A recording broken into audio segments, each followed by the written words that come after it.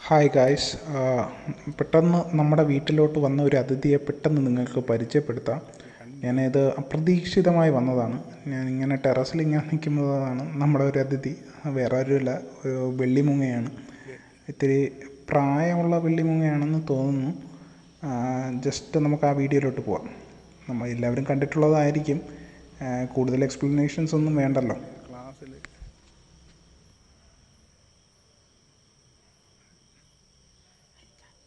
അതിന് കണ്ടുകൂടാ.